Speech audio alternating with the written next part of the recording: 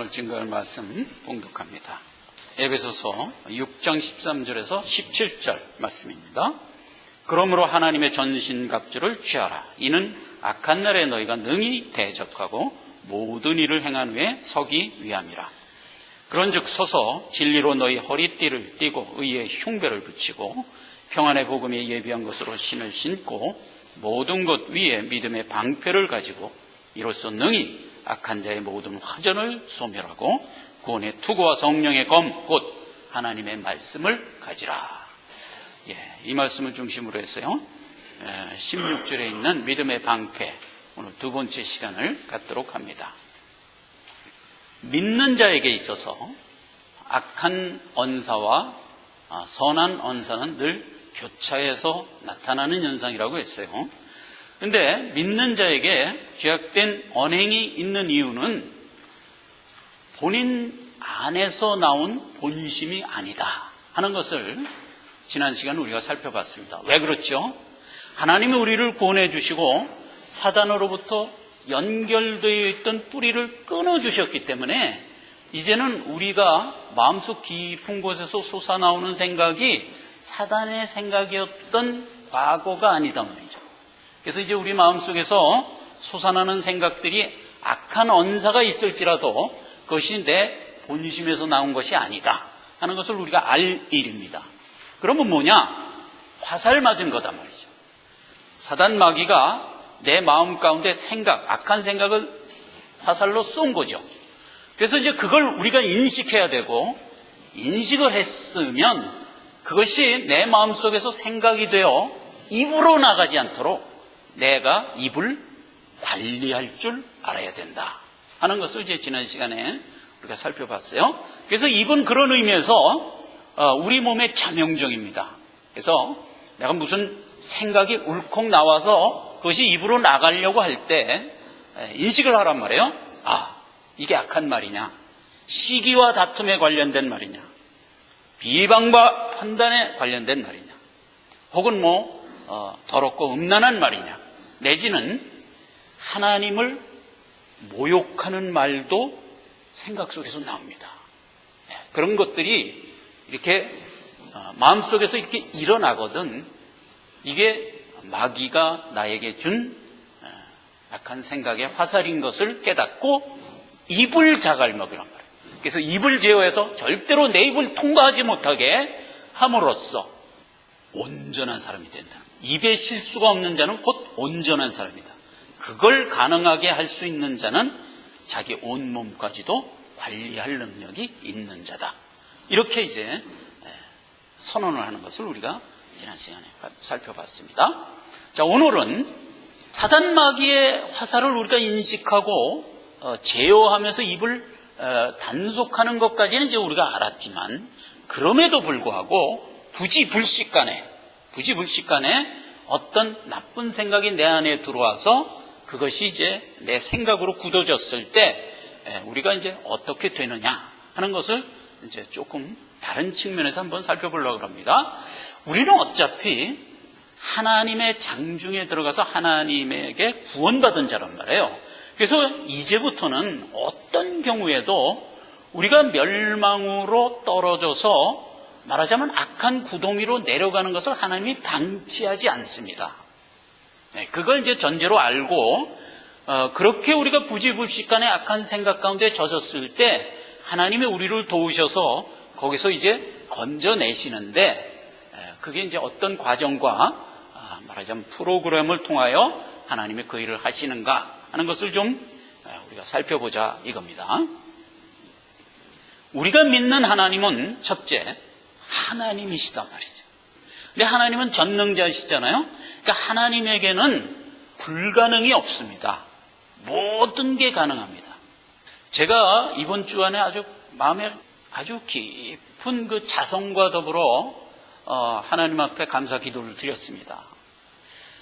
그 어떤 경우도 하나님은 하실 수 있습니다. 무엇으로 할 수 있냐? 그냥 말씀만으로 할 수 있습니다. 이걸 우리가 부지불식간에 인정을 못해요. 그러면 안 됩니다. 그걸 이제 인정해야 됩니다. 하나님이 누구시냐? 우리가 성경을 통해서 그분은 천지를 창조한 분이에요. 그렇잖아요? 예, 6일간 천지를 창조했습니다. 우리가 보는 이 모든 만상을 하나님은 그냥 말씀으로 다 창조했어요. 아니, 그분인데 뭐를 못하겠어요? 그 어떤 것도 가능하다 이 말이죠. 네. 그걸 이제 우리가 믿어야 되고요. 우리 일상 가운데서는요, 우리에게 닥쳐져 있는 모든 육신적인 일도 하나님은 언제나 늘 고칠 수 있으신 분이다 하는 걸 우리가 인정해야 됩니다. 어떤 병도 하나님이 원하시면 고칠 수 있습니다. 그러니까 우리가 그걸 믿어야 돼요.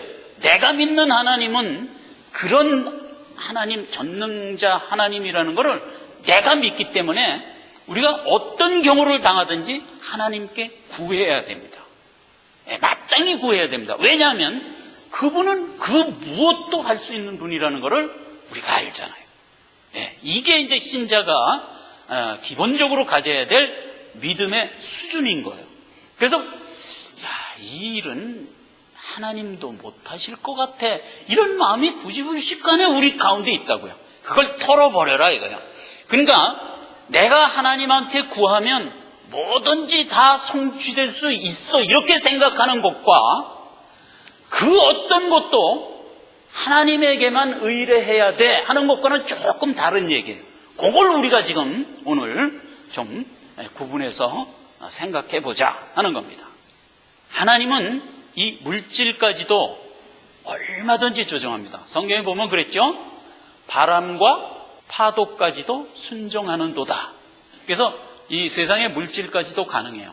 베드로가 옥에 갇혔을 때 착고에 손과 발이 다 묶여 있어요. 근데 어떻게 구해내셨죠? 그냥 저절로 척척 풀어졌어요. 그리고 일어나라, 옆구리를 툭툭 차서 일어나라. 그러니까 베드로가 일어났어요. 근데 자기 손에 채워져 있는 착고가 이렇게 풀어지니까 베드로가 어떻게 생각했냐면, 내가 지금 꿈을 꾸나? 그렇게 생각했다는 거예요.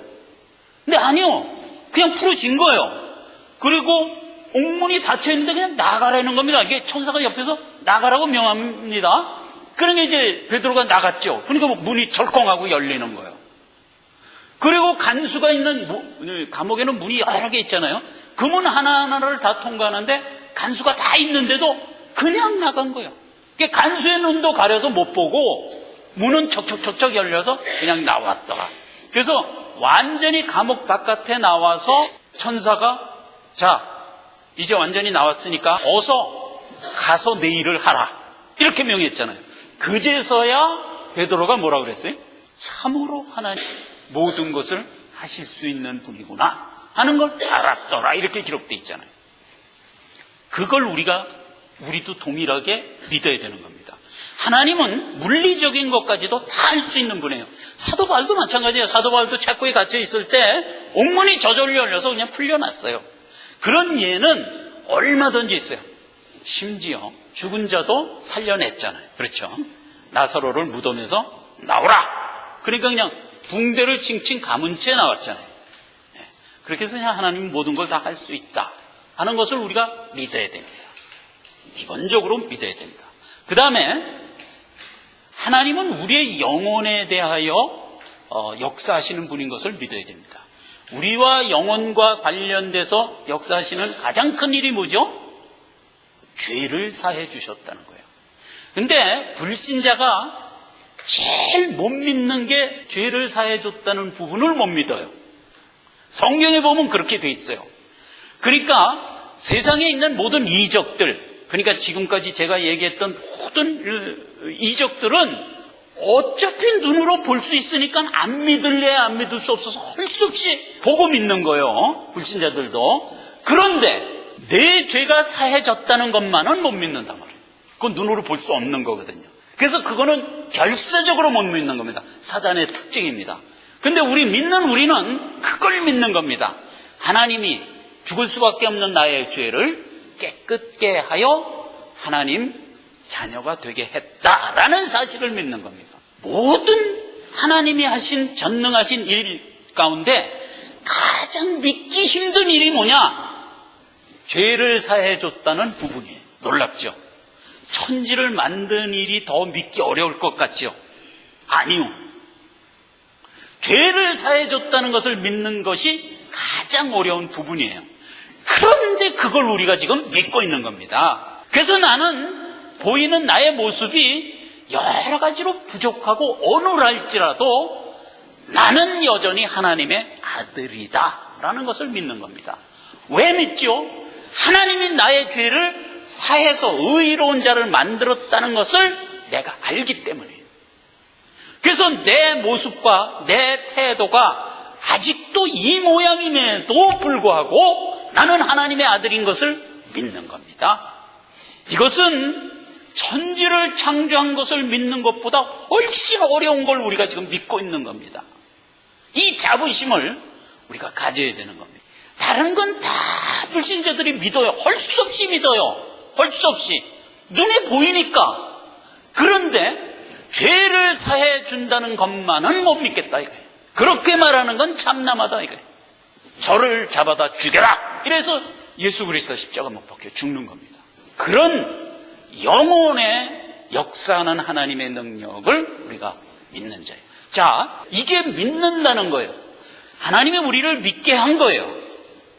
고린도전서 6장 18절에 보면 너희에게 아버지가 되고 너희는 내게 자녀가 되리라 전능하신 주의 말씀이니라 하셨느니라. 그렇죠? 너는 내 자녀가 되고 하나님은 나의 아버지가 되신다라고 누가 얘기했다고요? 전능하신 하나님이 말씀하셨다. 그걸 우리가 받은 겁니다. 이사야서 26장 3, 4절에 보면 이렇게 기록되어 있습니다. 주께서 심지가 견고한 자를 평강에서 평강으로 지키시리니 이는 그가 주를 의뢰함이니이다. 너희는 여호와를 영원히 의뢰하라. 주 여호와는 영원한 반석이미로다. 이 고백이 우리에게 있는 겁니다. 우리가 의뢰할 분은 주 하나님밖에 없는 거예요. 왜? 그분이 가장 높으신 분이니까. 그분을 우리가 의뢰하는데 우리의 이 의뢰는 지금 이 땅에서만이 아니라 영원합니다 이거예요. 그래서 천국에서까지 가서도 내 아버지를 나는 의뢰하는 자로 영원을 살 자들이다 하는 것을 이제 내 고백으로 그게 믿는다는 것입니다. 그러니까 그 어떤 일도 우리는 하나님 앞에 구해야 되고 하나님한테 구하는 것으로 우리는 모든 것에 만족해야 됩니다. 하나님이 그 일을 안 이루어준다든가 안 들어주신다든가 하는 경우에 능력이 없어서 그런 게 아니라는 것을 기본적으로 믿어야 됩니다. 꼭 들어주실 경우가 있고 안 들어주실 경우가 있는데 이 모두를 우리는 그분은 넉넉히 하실 수 있는 분이다라는 것을 알고 구하는 것이 이루어질 거냐 안 이루어질 거냐보다 더 중요합니다. 또 어차피 우리는 짧게 살다가 아버지의 나라에 갈 사람들이에요.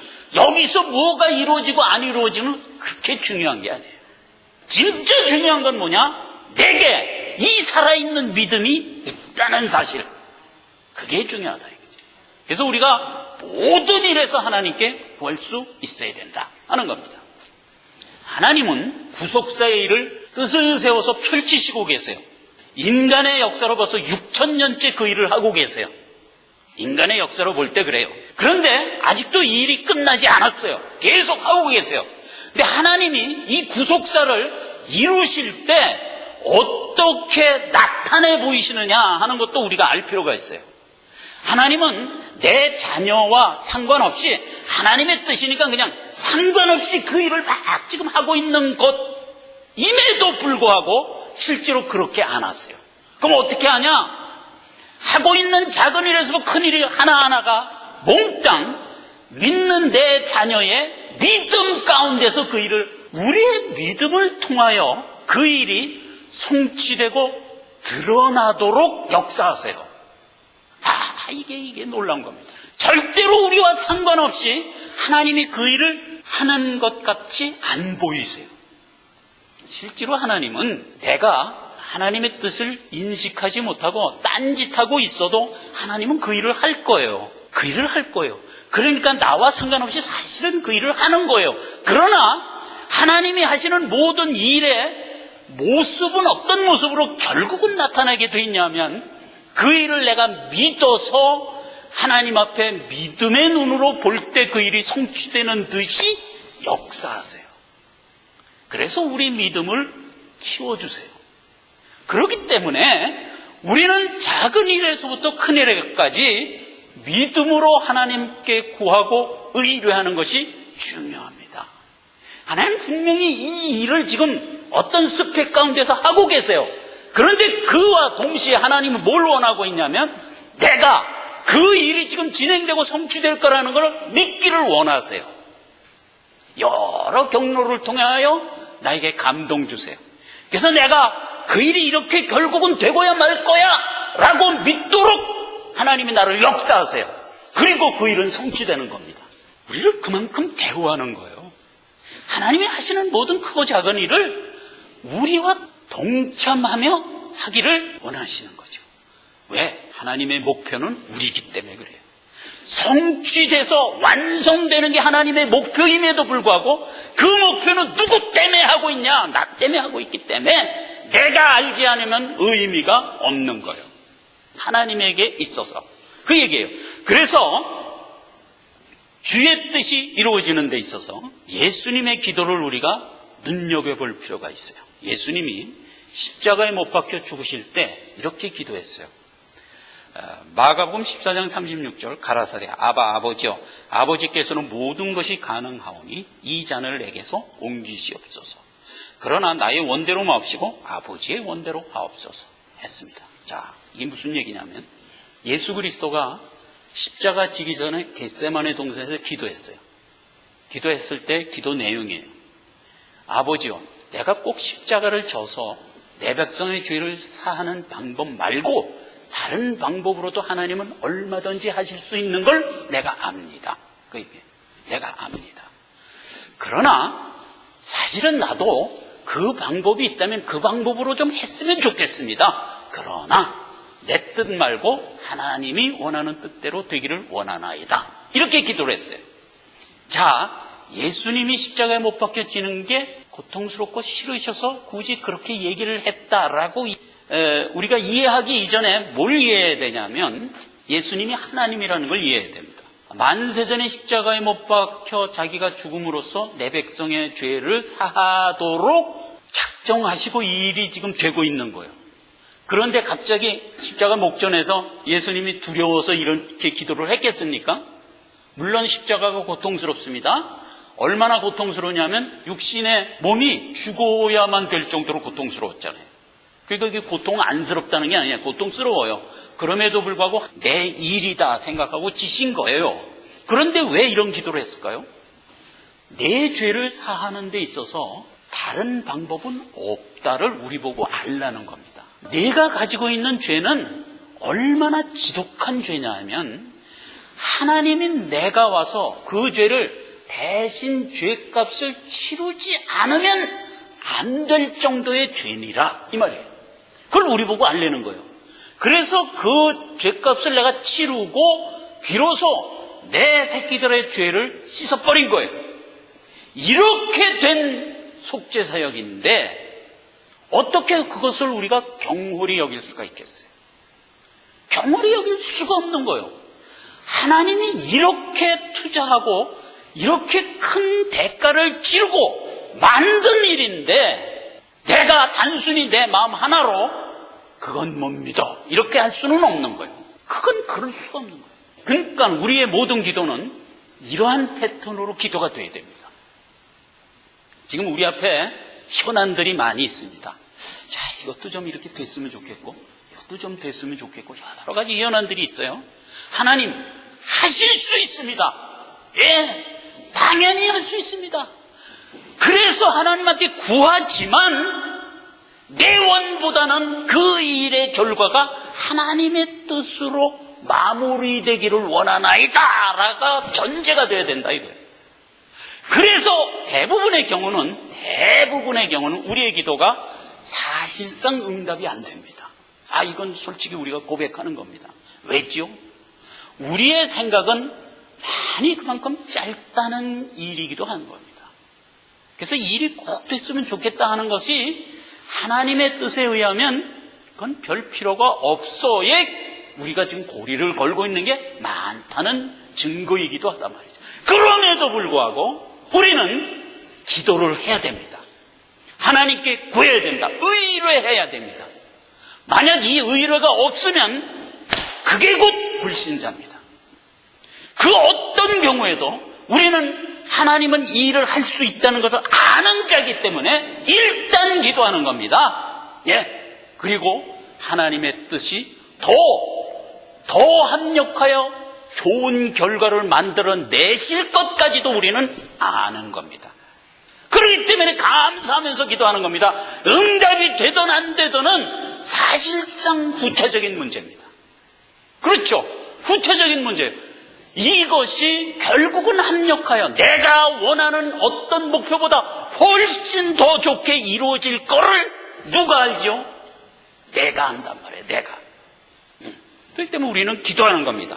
그렇게 기도를 하는 겁니다. 그랬을 때 우리가 그런 태도를 가지고 주님을 의뢰했을 때 누가 기뻐하죠? 놀랍습니다. 하나님이 기뻐합니다. 내가 기뻐하기보다 훨씬 하나님이 기뻐합니다. 나보다 나를 더 사랑하신다. 내가 나를 사랑하는 것보다 더 사랑하시고 더 깊은 감정을 가지고 계신 분이다. 히브리서 11장 6절입니다. 그래서 하는 말입니다. 믿음이 없이는 하나님을 기뻐할 수 없다 이 말이에요. 그래서 그 얘기가 나오는 겁니다. 그리고 불신자는 그 어떤 일을 해도 하나님을 기쁘게 할 수가 없습니다. 그 얘기가 결국은 로마서 8장 8절이에요. 육신에 있는 자들은 하나님을 기쁘게 할 수 없는 일이에요. 어떻게 하나님을 기쁘게 할 수 있어요? 믿고 의뢰하며 하나님의 장중을 바라는 자들만이 하나님을 기쁘게 할 수 있는. 시편 25편 10절입니다. 정의가 이렇게 되어 있습니다. 여호와의 모든 길은 그 언약과 증거를 지키는 자들에게 사랑과 진리니라. 이렇게 정의가 되어 있는 거예요. 여호와의 길은 사랑과 진리니라. 예, 이건 영원히 불변하는 진리죠. 여호와의 길은 사랑이며 곧 진리입니다. 그런데 중간에 뭐가 있어요? 여호와를 의뢰하는 자에게 있어서 그렇게 나타난단 말이에요. 할렐루야. 온 세상 사람들에게 하나님의 진리는 드러나지 않습니다. 누구에게 드러나냐? 하나님을 의뢰하고 오직 주만 내 아버지인 것을 알고 의뢰하는 자에게 하나님의 진리와 사랑은 드러나도록 되어 있단 말이죠. 이게 우리가 가지고 있는 정체성입니다. 우리가 가지고 있는 믿음의 실체입니다. 너무나 놀랍고 감사한 일이죠. 그러한 믿음을 우리가 갖고 부지불식간에 내 안에 들어온 악한 생각들을 우리가 제거하는 일을 언제나 우리가 힘써야 된다 하는 겁니다. 실망과 교만으로 가지 말라라는 얘기가 그런 겁니다. 우리가 부지불식간에 어떤 잘못된 생각 가운데 떨어질 수가 있어요. 그랬을 때 실망과 좌절로 갑니다. 실망과 좌절은 동일한 언어예요. 왜 실망을 했죠?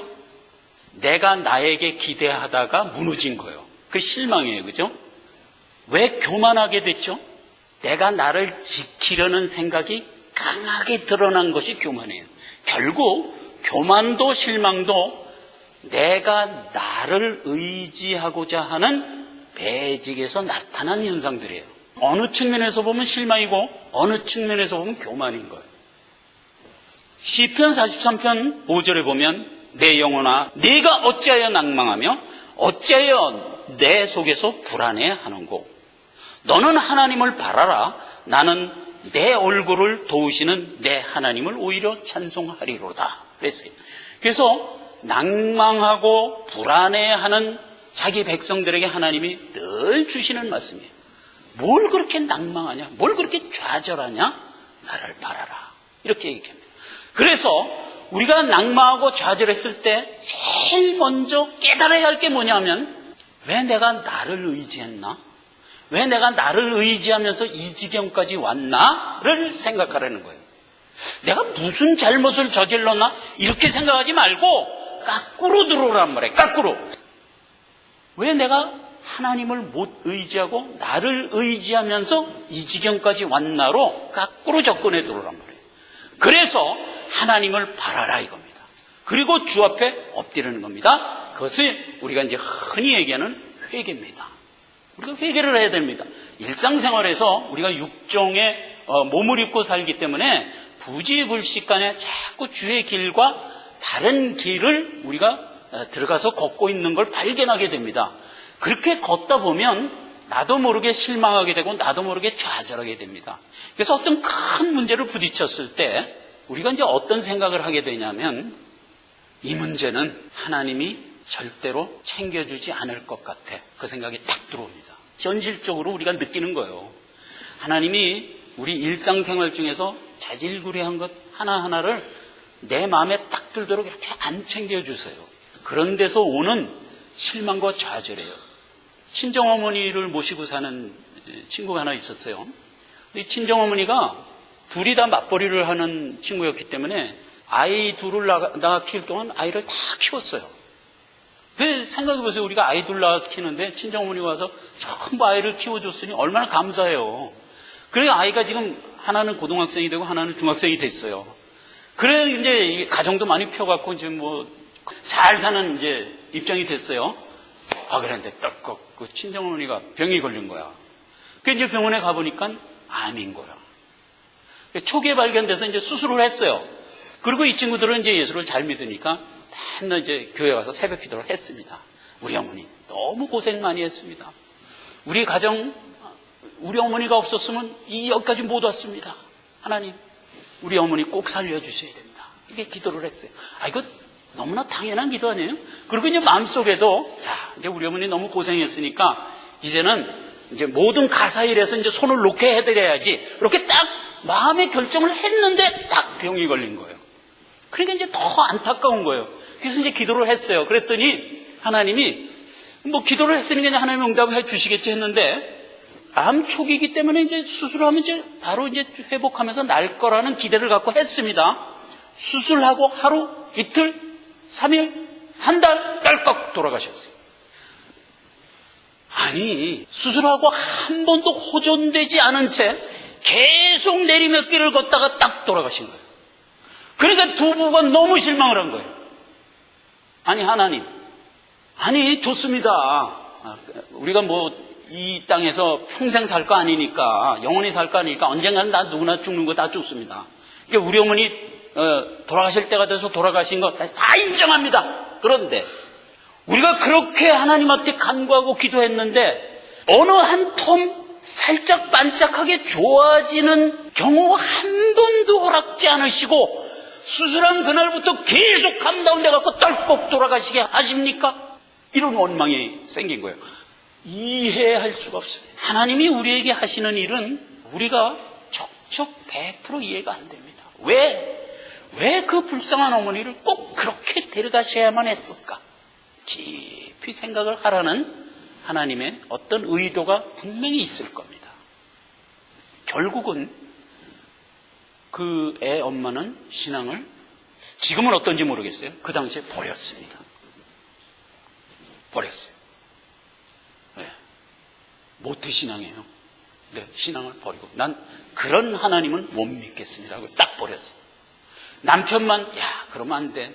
그러면 안 돼. 우리가 하나님의 뜻은 어디 있는지 몰라. 그렇다고 신앙을 버리냐고 계속 그러는데도 딱 버리치고 버리더라고요. 아내가. 지금 그런 모습을 제가 봅니다. 이 일을 통해서 하나님이 뭐를 우리에게 지금 복으로 주시고 계신가 하는 걸 이제 우리가 생각하라는 겁니다. 이런 비슷한 일이 우리의 일상사에 언제나 비일비재합니다.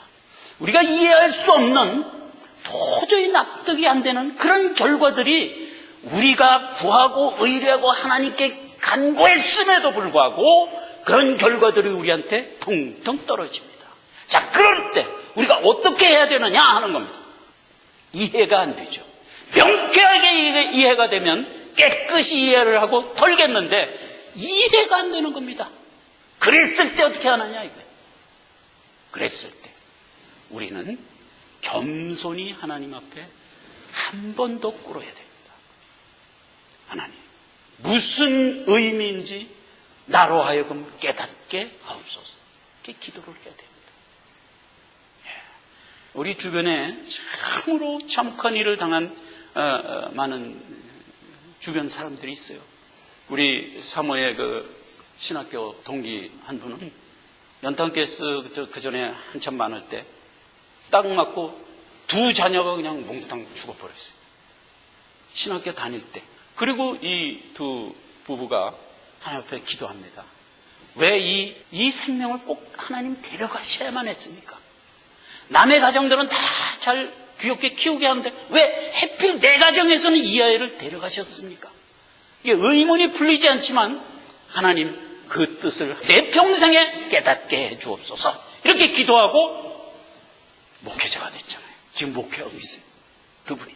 그렇게 우리가 하나님 앞에 꿇어야 됩니다. 무슨 이해할 수 없는 일이 우리 앞에 있어요. 그거는 더 높은 하나님의 뜻이 내 앞에 있는 걸 내가 미처 바라보지 못하는 것일 것이다. 이렇게 생각하고 이제 언제나 하나님께 무릎을 꿇어야 됩니다. 아합 얘기 하나 하고 이 시간을 마치겠습니다. 이스라엘 성경 역사 중에서 제일 악한 자가 누군지 아십니까? 아합입니다. 아합은 얼마나 악했냐면요, 자기 아내 이세벨을 아내로 들여서 온 이스라엘을 바알 신당으로 가득 차게 만든 사람입니다. 그리고 나봇이라는 아주 이웃 주민 하나가 좋은 포도밭을 가지고 있는 것을 강제로 성문에 데려다 놓고 하나님 저주한 놈이야 이렇게 하고 돌 맞아 죽게 하고 그 포도밭을 뺏어서 차밭 만든 사람이에요. 자기가 매일 끓여 먹는 차밭 만든 사람이에요. 아주 악하게 그랬어요. 그리고 이스라엘은 모든 선지자를 몽땅 다 죽인 사람이에요. 이세벨을 통해서 다 죽여버렸어요. 누구만 남았어요? 엘리야만 남았어요. 엘리야만. 그렇게 악한 사람. 그 엘리야가 갑니다. 가갖고 아합한테 하나님의 말씀을 전하죠. 이렇게 전합니다. 왕상 21장 25절 이하를 제가 읽겠습니다. 예로부터 아합과 같이 스스로 팔려 여호와 보시기에 악을 행한 자가 없음은 저가 그 아내 이세벨에게 충동되었습니다. 저가 여호와께서 이스라엘 자손 앞에서 쫓아내신 아모리 사람의 모든 행한 것 같이 우상에게 복종하여 심히 가증하게 행하였더라. 22절 또 내 집으로 느밧의 아들 여로보암의 집처럼 되게 하고 아히야의 아들 바사의 집처럼 되게 하리니 이는 내가 나의 노를 격동하고 이스라엘로 범죄케 한 까닭이니라 하셨고, 이세벨에게 대하여도 여호와께서 말씀하여 가라사대 개들이 이스라엘 성 곁에서 이세벨을 먹을지라 하도다. 이렇게 이제 경고를 했어요. 27절 아합이 엘리야의 이 모든 말씀을 들을 때에 그 옷을 찢고 굵은 배로 몸을 동이고 금식하고 굵은 배에 누우며 행보도 천천히 한지라. 아합이 그 말을 딱 듣고 그래? 내가 그렇게 죄를 많이 졌나? 회개해야지 안 되겠네? 그랬다는 거예요. 28절입니다. 여호와의 말씀이 디셉 사람 엘리야에게 임하여 가라사대. 그러니까 여호와가 그걸 딱 본 거예요. 보고 엘리야를 부른 거예요. 야 엘리야 너 일로 와. 근데 엘리야가 가서 아합에게 그걸 전했잖아요. 너는 이제 죽을 것이다. 심판받아서 이제 너 멸절될 것이다. 이렇게 전했단 말이에요. 그랬더니 아합이 풀이 죽어갖고 이랬다는 거예요. 그걸 보고 엘리야를 다시 부른 겁니다. 하나님이 불러서 한 얘기가 놀랍게도 이런 얘기를 하는 겁니다. 29절 아합이 내 앞에서 겸비함을 내가 보느냐? 엘리야에게 묻는 겁니다. 저가 내 앞에서 겸비함을 인하여 내가 재앙을 거두겠다. 이럴 수가 있습니까? 이게 하나님입니다. 그 쳐 죽이고 정말 오죽을 멸해도 시원치 않을 아합이에요.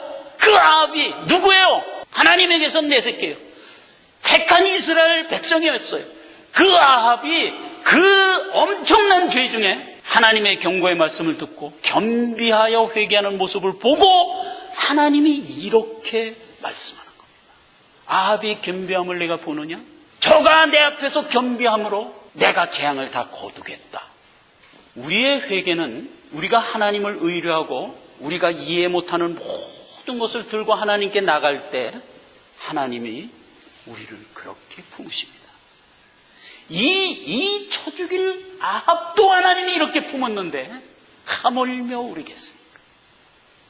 우리가 모든 걸 하나님 앞에 의뢰하고 내가 이해하고 이해 못하는 모든 것을 내려놓고 오직 이 일을 가장 선하게 해결하실 분은 아버지 하나님 한 분밖에 없습니다 를 고백할 때 하나님은 천상에서 나보다 더 기뻐하십니다. 그리고 그 일은 하나님 원의도대로 가장 좋은 것으로 결과를 내고야 말 것입니다. 그걸 우리가 믿는 겁니다. 그래서 모든 일 위에 우리가 이 믿음을 가지고 결국은 하나님 앞에만 의뢰하는 것으로 나가는 것, 이게 믿음의 방패입니다. 기도하겠습니다. 하나님 아버지, 은혜와 사랑을 감사드립니다. 하나님께서 우리를 택하여 주시고 천성의 백성으로 키워내는 데는 하나님 양보가 없으십니다. 가장 좋은 길을 이루어내시고야 합니다. 그 가운데 우리를 깨닫게 하시고 오직 주만 의뢰하는 자가 되기를 원하십니다. 하나님, 오늘 이것을 우리가 인정하고 모든 일 가운데 오직 하나님만 의뢰하는 자가 되기로 결단합니다. 하나님 함께 하시고 내 가운데서 역사하시는 모든 일에 가장 좋은 곳으로 언제나 결과 맺어 주옵소서. 예수님의 이름으로 기도했습니다. 아멘. 일어나셔서 찬송가 494장